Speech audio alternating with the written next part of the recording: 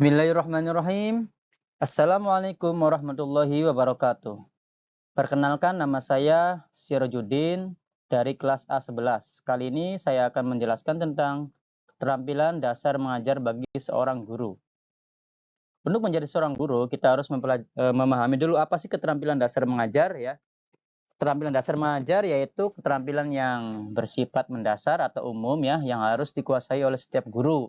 Terlepas guru itu mengajar di tingkat dasar maupun tingkat terusan atau menengah ya. Jadi keterampilan dasar ini harus dikuasai. Ya, tujuannya apa sih? Ya,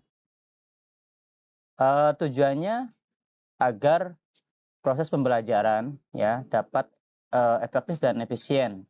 Guru bisa melakukan misalnya mengadministrasi kelas, gitu, mengkondisikan kelas mengkondisikan peserta didik agar peserta didik ini siap untuk kita beri materi pelajaran. Selanjutnya aspek-aspek yang harus dikuasai oleh seorang guru. Yang pertama, keterampilan membuka dan menutup pelajaran.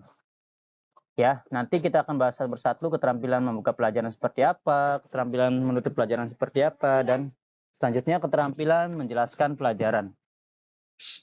Keterampilan membuka dan menutup pelajaran ini maksudnya apa ya?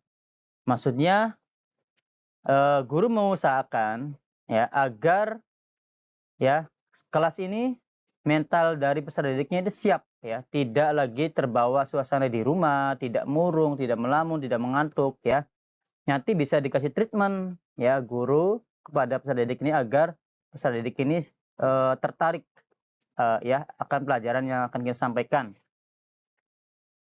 Berikutnya keterampilan membuka pelajaran. Nah, sebelum kita memberikan materi pelajaran kepada anak-anak ya, alangkah baiknya kita semacam membuka sesi perkenalan dulu atau misalnya membuka suasana dulu gitu. Misalnya kayak menyapa, halo anak-anak, selamat pagi, selamat sore, assalamualaikum, bagaimana kabarnya gitu ya. Atau memberi pancingan. Misalnya kita akan mempelajari pelajaran fikih misalnya. Kira-kira bulan depan nih misalnya ada momen Idul Adha gitu ya misal. Misalnya nih kerbau itu boleh nggak kira-kira untuk dikurbankan? Atau kambing boleh nggak untuk dikurbankan? Nah, nanti kan anak-anak nih nanti dipancing ya untuk tertarik akan pelajaran yang akan disampaikan, gitu ya. Nah, setelah itu kita bisa menyampaikan tujuan pembelajarannya, gitu ya. Misalnya nanti kita akan mempelajari apa gitu ya, dan tercapaian yang akan kita dapat seperti apa, ya. Terus bisa juga memberi acuan, ya belajarnya harus tertib, tidak gaduh dan lain-lain gitu ya. Seperti itu bisa.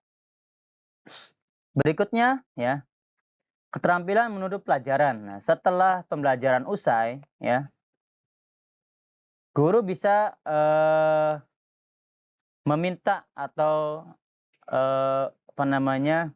menjelaskan secara ringkas gitu ya. Seperti merangkum inti pokok pelajaran ya.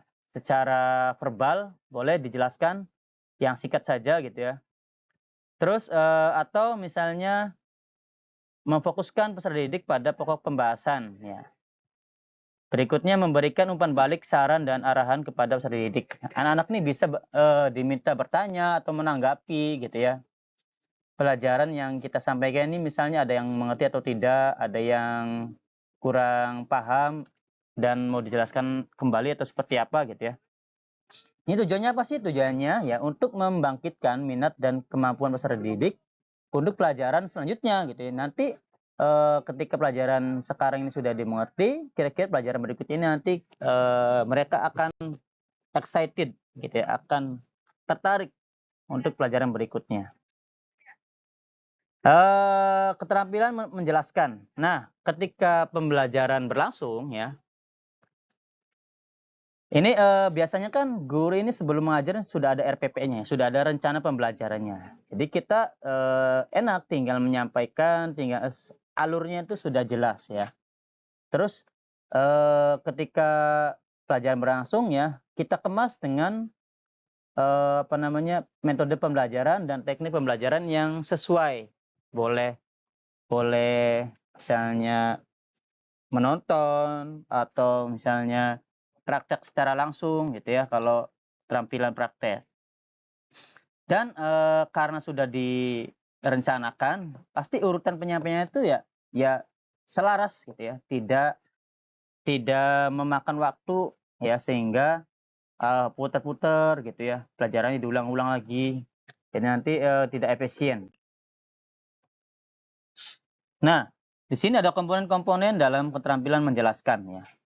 Yang pertama itu pesan yang disampaikan terencana, barusan udah disampaikan ya, bahasa yang sederhana. Jadi anak-anak itu apalagi kelas dasar ya, bahasa-bahasa yang kita sampaikan tuh misalnya bahasa-bahasa yang mudah dimengerti oleh mereka.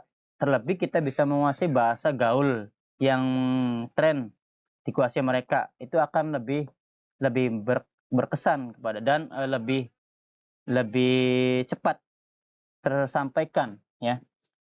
Terus, selain memberikan penjelasan dengan bahasa yang simpel gitu ya, kita harus bisa mencontohkan ya, apa yang kita sampaikan ini ya dengan, eee, yang up to date atau relevan ya. Tidak tidak, "Oh, waktu Bapak kecil begini-begini," ya. Harusnya sih harus harus kontekstual sekarang ini gitu ya. Berikutnya ada memberikan penjelasan yang paling penting. Nah, ini, ada penguatan secara, terstruktur ya. Jadi, untuk pelajaran ini misalnya yang pentingnya itu seperti apa gitu ya. Jadi harus ada seperti itu ya. Terakhirnya adanya umpan balik. Jadi, adakah yang mau bertanya gitu, adakah yang mau menanggapi, apakah tidak setuju dengan pendapatnya Bapak gitu, seperti itu ya. Nah, setelah selesai gitu ya materi jelasin ya, nah kita berikan berikan waktu untuk anak-anak bertanya. Tujuannya apa sih? Tujuannya agar, eee, anak-anak ini bisa, apa namanya, bisa mengumpulkan informasi-informasi yang mereka tidak ketahui, yang tidak guru jelaskan, seperti itu. Jadi eksplorasinya itu biar biar bisa lebih banyak lagi. Selanjutnya prinsip-prinsip keterampilan menjelaskan ya.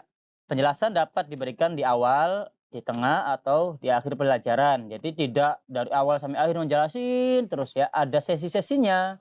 Ada sesi menjelaskan, ada sesi mengkondisikan kelas untuk belajar secara tertib, ada sesi anak-anak ini misalnya diberi kesempatan untuk menjelaskan di depan atau maju untuk mengerjakan soal gitu ya. Selanjutnya penjelasan harus sesuai dengan latar belakang dan kemampuan siswa. Jadi, kira-kira kita ini, jangan sesusah lah gitu ya. Jadi siswa ini misalnya kemampuan menangkap pelajarannya misalnya slow learning kah atau fast learning kah, kita harus bisa menyesuaikan ya. Penjelasan itu materinya harus bermakna bagi siswa. Jadi, hal-hal yang hal-hal yang apa namanya, tidak memiliki makna yang penting itu ya sebaiknya tidak banyak dibahas gitu ya. Yang penting-penting aja karena waktu kita juga mengajar itu sangat singkat ya. Nah, itu penjelasan yang bisa saya sampaikan. Mudah-mudahan, eee, bisa menginspirasi ya. Sekian dari saya. Assalamualaikum warahmatullahi wabarakatuh.